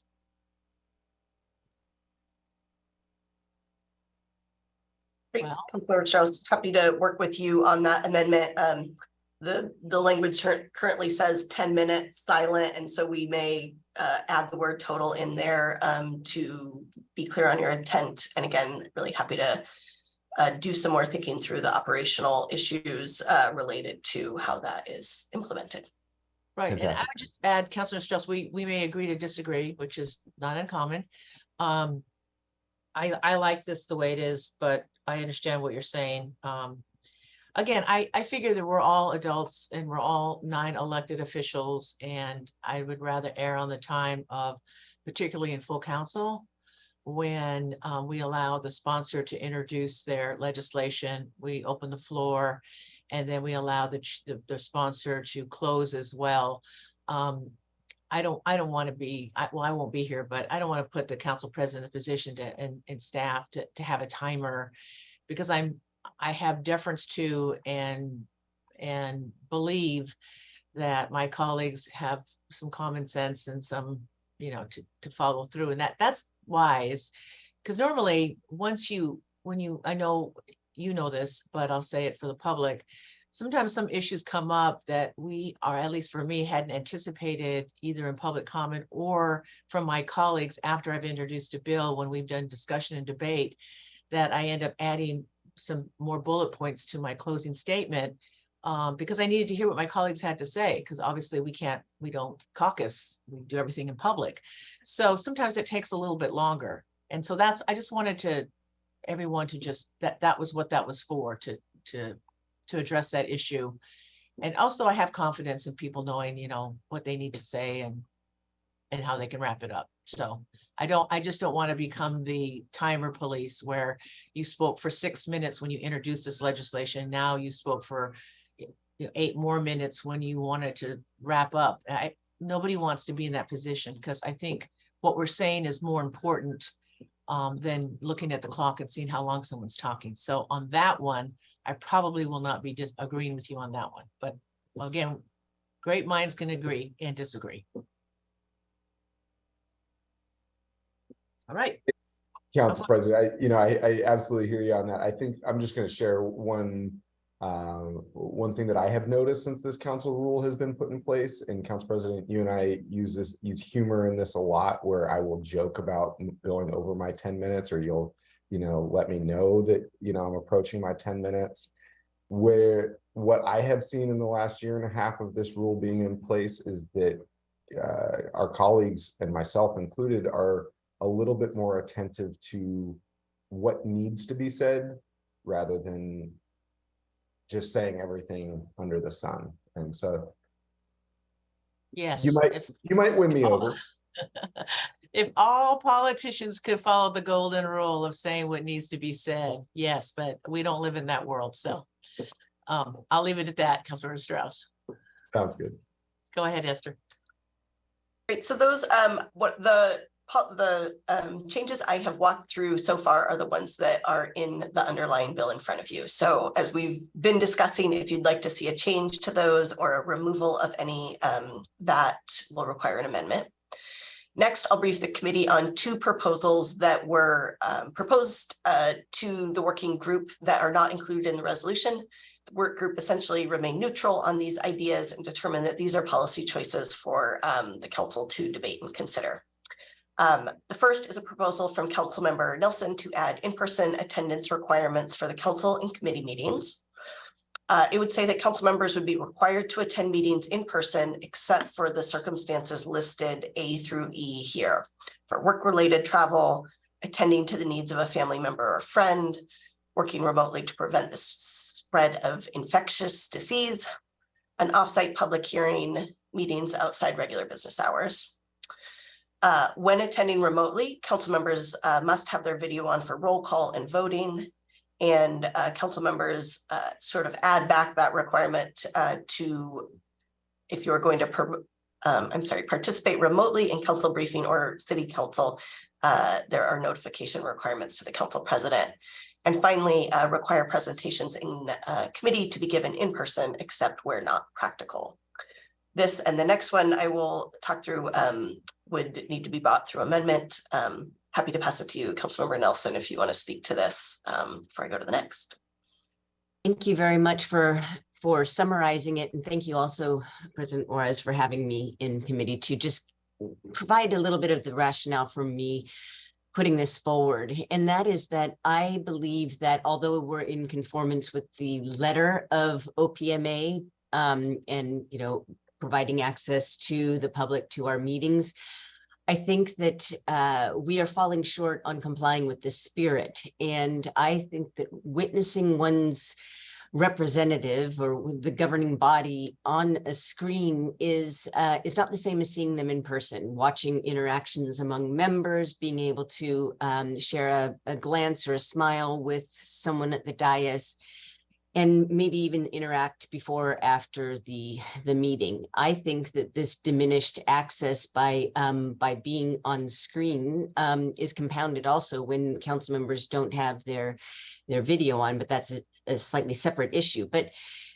in addition to the public being able to see us lined up and see our interactions amongst each other, I think that we also have a responsibility to see them, which is impossible if one is on Zoom, because the cameras do not show the audience. And so I am proposing this because I think that the current practice where you don't really know if you're going to see your district rep or the whole body or very many of them actually discourages access to the public, because why would somebody schlep all the way to City Hall when they could just watch a meeting on Seattle Channel and then make public comment by phone, So in any case, and another point on this is that being in person does give the media better access to us, and that results in a more informed public, although it is uncomfortable. I certainly don't like to be cornered unexpectedly, but I think that was standard practice. When I remember that council meetings were always in person, and I think that access is important.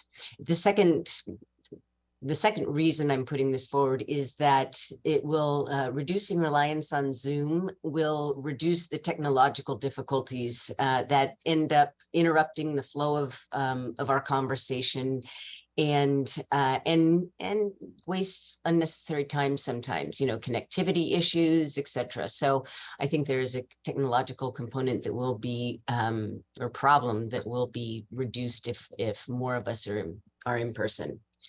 And it's easier for the presenters to also see who they're addressing rather than looking up, as we saw earlier in the meeting. But I provide for a lot of exceptions. I will be the first to say that I really appreciate the flexibility, and I'm not trying to take that away. Just trying to sort of, anyway, I've said my piece.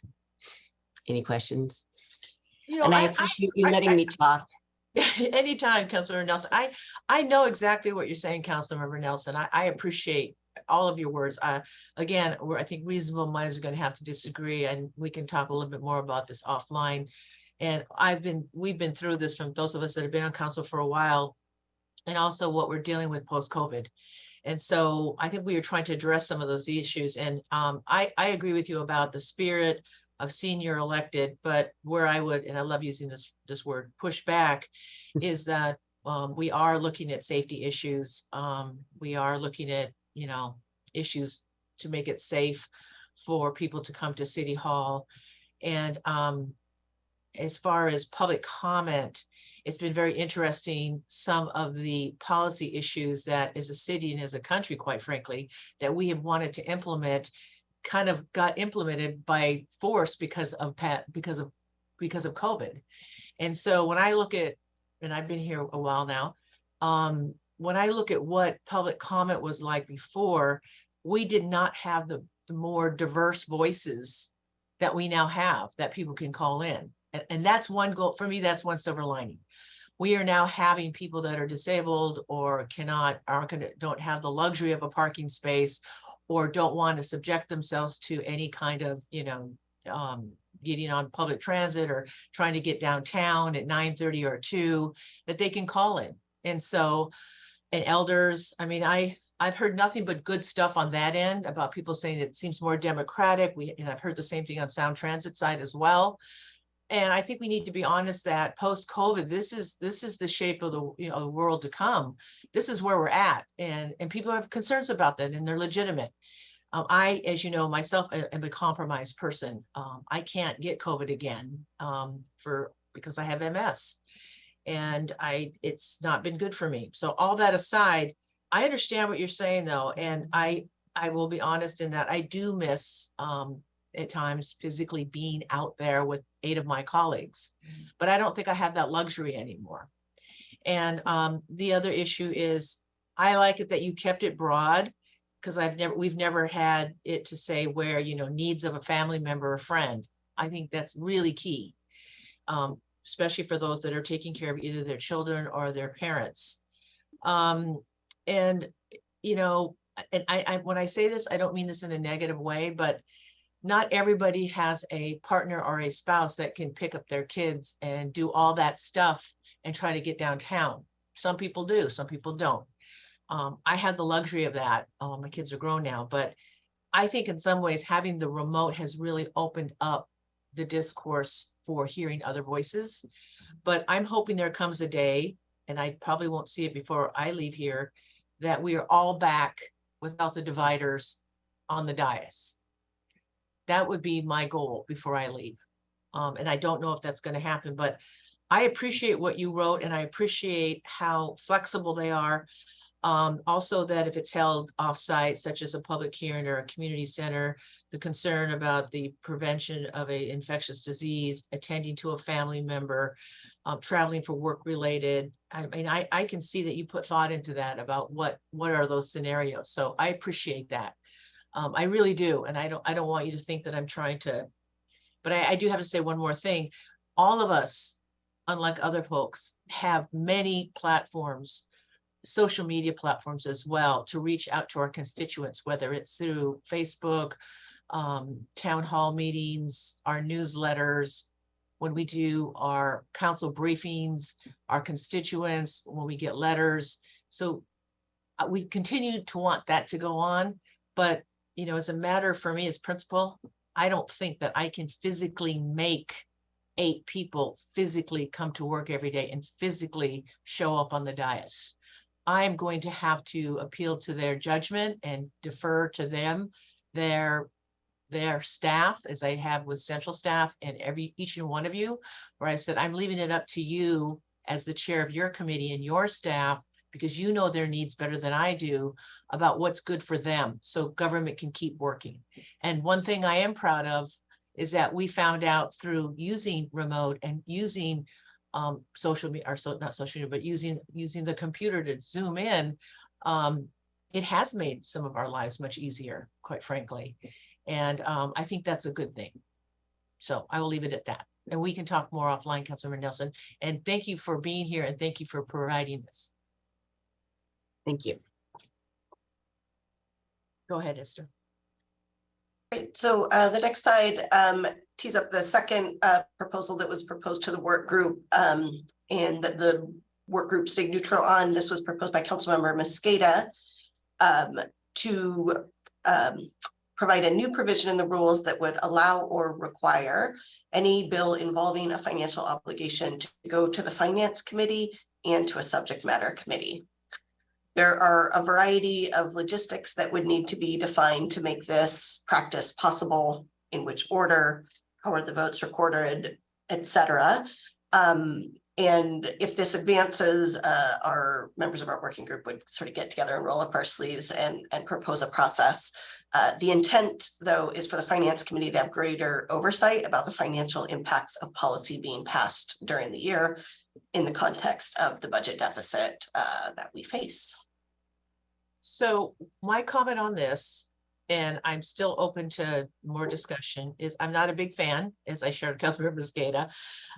This is, I understand as budget chair, because I think it's written that you say include a provision to either allow or require any bill that involves a financial obligation to go to the Finance Committee and subject matter committee. So an example would be, well, give me an example, Esther, what that would look like. So Councilmember Mosqueda as budget chair gets an issue. Yeah, so so right, like yesterday in the Public Assets Committee, there was discussion about the financing for the aquarium. It's in the Public Assets Committee as a public institution and partnership. This bill, you know, if this was in the rules either way, it would allow the council president to say, hey, after this hits the subject matter committee, it should go to the Finance Committee for a discussion specifically about the fiscal impacts for that committee to sort of weigh in and discuss the bill, and then on to City Council with recommendations for both committees. You could also imagine a scenario where maybe you say for a bill with a financial obligation over X threshold, those committees are going to host a joint committee on that topic. So public assets and finance are going to, you know, maybe the public assets committee is noticed as a joint committee with the finance committee. Members of both committee could attend and vote. Again, we haven't exactly sorted what procedure the council would use, but those are the kinds of paths we've discussed that would allow the members of the finance committee as well as the subject matter committee to weigh in. Right, and the active verb there is allow, not required, which I appreciate.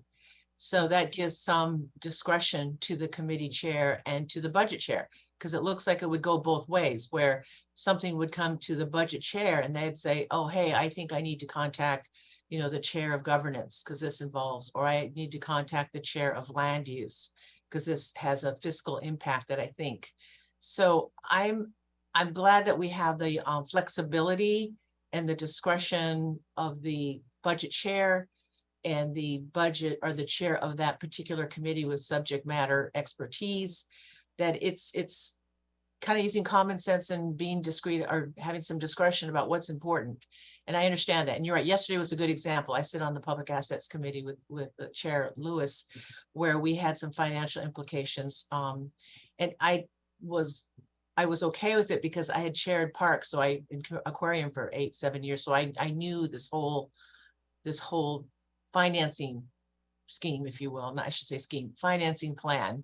So I understood what was going on. But what I don't want is to create another layer of government, another layer of making central staff or having the committee chair, because the whole purpose of having a budget chair is giving them the discretion and the power to make those calls about, and the budget chair has always done that. She's been very good about picking up the phone and saying, hey, hey, council member, hey, Deborah, there's an issue coming down the pike on the budget, it involves your committee.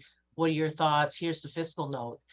I think that's a good rule, but I understand this is something that Councilor Mosqueda is putting forward. I think as long as, at least for me, at least at this point, without committee one way or another, as long as we keep it flexible and allowing some discretion, I don't really have a problem. But if it became a requirement, then I would have a problem. Councilmember Nelson. Thank you. I have a clarifying question. Well, two of them. Esther, you said you indicated that it would be at the discretion of the president. You said then the president could say that it has to go here or there. So did you mean to? You also said that protocols will be worked out. So that was one question I had. And then I was actually reading this the other way, that, for example, my film commission legislation would have to go to the finance, not because there are stipends that are allowed for that. That's a teensy weensy example, but you're meaning that it goes both ways, so that any. Okay. I think what I'll say is that as written on this slide is a conceptual framework. And it includes an or. So an amendment could be proposed that uses the allow language, which was the example I used. So currently the council president is the decision maker on where a bill gets referred to which committee. So if you adopted a rule that said council bills are allowed to go to the finance committee and a subject matter, she would hold the power to decide when they're going to both or one or the other. I think in any, if you adopted a rule that said require, her hands would be tied to send it to both. And I think in any case, if such a rule was adopted, it would be in the council's interest to define a financial threshold for that impact. You may not want a bill that has $10,000 or $15,000 worth of stipends to head to the finance committee for markup as well. It could be $1 million, it could be 30 million. There's probably a discussion here about what's the sort of level of financial impact that would warrant a touch by both committees. Okay, thank you. Great. Our last slide is 3 proposals that were proposed to the working group that the working group recommend not advance. The first is a proposal from the public to require that the Seattle Channel broadcast images of public commenters. The work group instead advanced a rule described earlier that requires the council president to set the protocols for how public comment will be accepted in hybrid meetings in consultation with the city clerk and our technology team. This creates space for this process to evolve over time and sets sort of consistency across committees. The last 2 proposals the work group determined are addressed by the current rules. So one that is an amendment fails in committee, it can be reintroduced at city council. The rules currently allow this. This is me stating on the record that the rules do allow that today, and so we don't think another amendment is needed. And the second reaffirms that a committee chair cannot prevent an amendment from being heard either in committee or city council.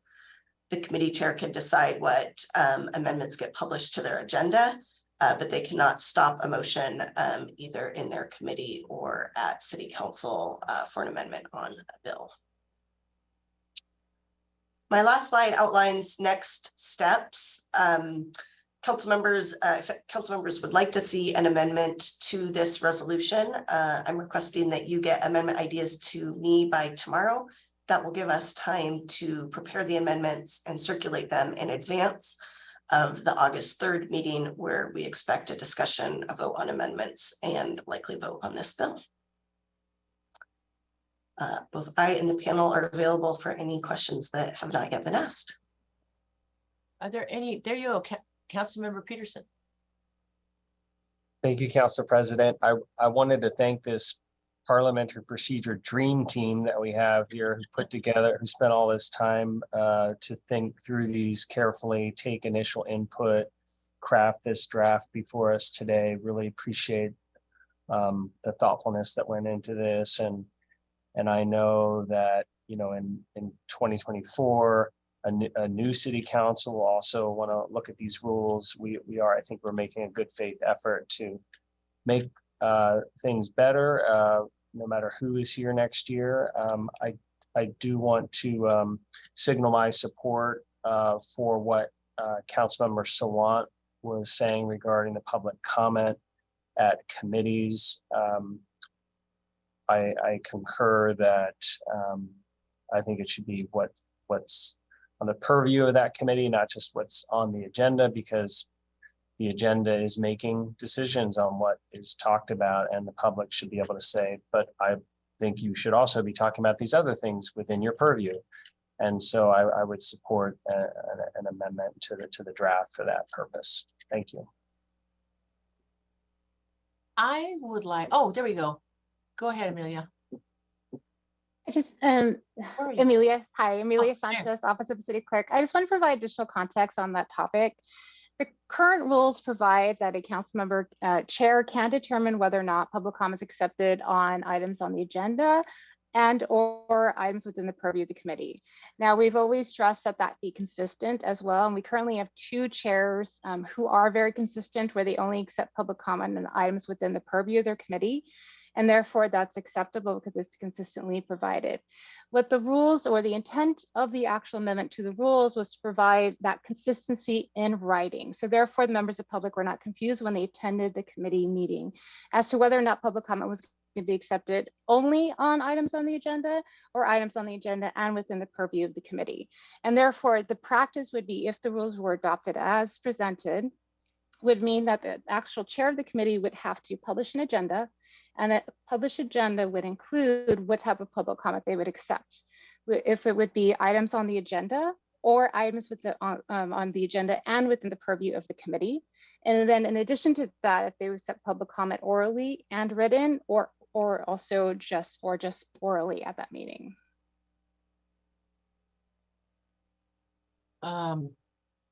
That's why I love you, Amelia. You know everything about this forward and backward. I think Councilor Peterson has a follow-up question. Thank you. Thank you for that context. I think the scenario that I would be concerned about is, and I appreciate, the clarity in writing is very important for the public, so they know, should I show up or not to this meeting, and what am I able to speak to and prepare remarks for. What I'm getting at is, though, if a chair decides they don't want to hear something at all in their committee, there's a topic they don't even want to discuss, the public should be able to still come to that committee and say, I think you should put these things on your agenda. I think you should be emphasizing this topic. And even though the person's given notice, hey, we're only talking about stuff on the agenda, I think that's limiting in advance what the public can come and say, I think you should talk about these topics. They should be highlighted more, they should be daylighted more. So that's where I'm coming from. I understand. In response to what you're saying, Councilor Peterson and Clerk Sanchez, Madam Clerk, in our experience, we always, at least I pretty much have always erred on the side of allowing people to speak, even if it's not in my committee, or if it's not when I'm chairing council meetings, unless of course somebody is breaking the rules and is being disruptive and doing all the things that they're not supposed to be doing. That's the only time I really enforce that type of, and I don't think that becomes a free speech issue at that point. I think if you become disruptive and name calling and being, saying things about people's race, which we've seen, using profanity. We've had people show up in crowds, calling us names, flipping us off, you name it, they've done it. But I mean, that's where I kind of have a hard line about that's not public comment. That's disruptive and you're not making the place safe. But I see what you're saying, Councilor Peterson and Councilor Sawant. You want to err on the side of allowing people, even if they're not sure what was on the agenda, to be able to speak. Because most of it's pretty interesting and it's benign. And a lot of times people come because they got the date wrong. So I'm not going to say, look, that's not on today's committee meeting, that's next week, so you can't talk. I would never do that. So I see what you're saying, but I trust my colleagues, at least the people I work with right now, and I'm sure the next group will be just as kind and preserve and uphold the First Amendment and people's right to come here and speak, to use their discretion. And as long as the rules allow that for that discretion, but we still need rules. You need something. It just can't be a free-for-all. So I guess that's what I'm saying. And that's just common sense. And I don't want to belabor the point. I do want to add that the 9 people on the working group, and again, saying what you were saying, Councilman Peterson, these guys are great. Of the 9, 2 of us won't be here next year, myself and, well, Brindell, but the other 7 will, and we'll continue to refine these rules and look how they work and play out. And I just want to thank you guys, Esther and all the clerks, Amelia, Jody, all you guys, and also Lauren Henry and legal and the people that you see listed. I mean, we've gone through these. We've had some pushback with the city attorney's office on some issues where we thought things should be a little bit more broader, and in some areas they thought it should be more narrow. But we always try to err on the side that this is the people's house and people should be able to come here and be safe and say what they need to say without being verbally assaulted. I mean, that's just kind of where I draw the line, or physically assaulted, which we've had as well. So I'm just hoping that people keep that in mind. And I trust the good people who get elected and our public that do come, because for most of all, when people do come, they do speak to what's on the agenda. So I know I spoke a lot about that. Is there any other comments from any other clerks? I know I forgot a few other people, Linda and Jody, but I don't know what we would do without you guys. And I like how Amelia gave me the book. The minute I got council president, she gave me a book to read and highlight what the rules are. And I appreciate that, because I've had to, I won't tell you what pages that I have marked up and tabbed and ready to go. So with that, I see that Councilmember Strauss has his hand up. Thank you, Council President. Just adding in some more context here. If this rule was adopted and the chair wanted to accept comment on something that was not on the agenda, it would just be a simple, I'd like to suspend the rules, and that could still occur. I'll also share the context of 2 years ago, 2 years ago, I brought forward an amendment that was a bad idea, and I was told, and I listened, right? Which is the idea that I brought was to apply the same rules for committee to full council, that says you should only speak to an item on the agenda for full council. The reason that this was a bad idea is because we do need at least one place where people can speak to any item under the council's purview. And that has traditionally been reserved for full council. And so I just wanted to raise up this fact that we do still have a place to do that. And if this rule was adopted, the chair could still suspend the rules to allow public comment on anything under their committee's purview. So just sharing that. Thank you. Are there any more comments about what we have in front of us? Was that your last slide, Esther? That was. We've completed our presentation. The information's all in your court, and we'll be happy to be back in front of you on August 3rd with any amendments. Just a final reminder, if you do have amendments that you haven't already gotten to us, please do so by end of day tomorrow. And just because Councilor Mosqueda's not here and I'll do it for her, I'm going to thank everybody and then some for doing everything and their job. But the fact that you put forward all 24 of those, and I know there were way more, and you condensed them down to 24 proposed changes thank you. It is a resolution. The fact that you took out the two that you believe were policy issues that Seattle City Council as a whole needs to address in public and talk about. And three, and I thank you for this offline as well, Esther, thank you for having a category where you believe that you are not going to recommend them instead of not just saying anything. That's real key.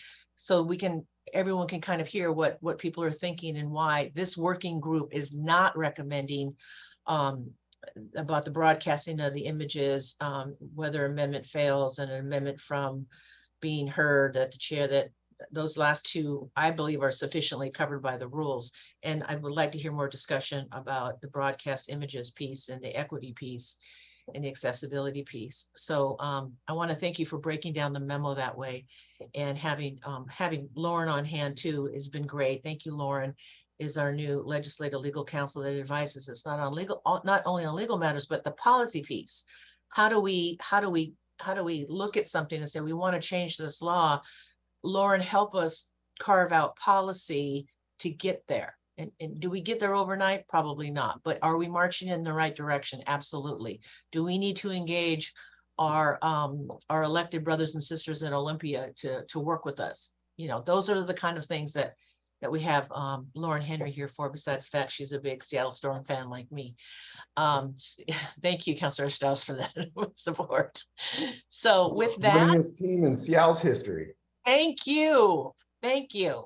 I'm sorry about the Mariners. I'm sorry, guys. But anyway, is there anything else before I go back to my script here and see if we have anything else for the good of the order? Vice President, is there anything you want to add? No, he's saying no. Okay. Well, folks, that concludes our items of business. All items passed out of this committee will be forwarded to the July 25th Seattle City Council meeting for final action. And committee members are reminded to plan for our special meeting of this committee, expected to take place August 3rd. That's a Thursday, August 3rd, Thursday at 9:30. That meeting will be in lieu of the regularly scheduled meeting 2 weeks later. As you all know, we will all be in recess at that time. It is now 11:36. And with that, we are adjourned. Have a great afternoon, everybody. Go Mariners.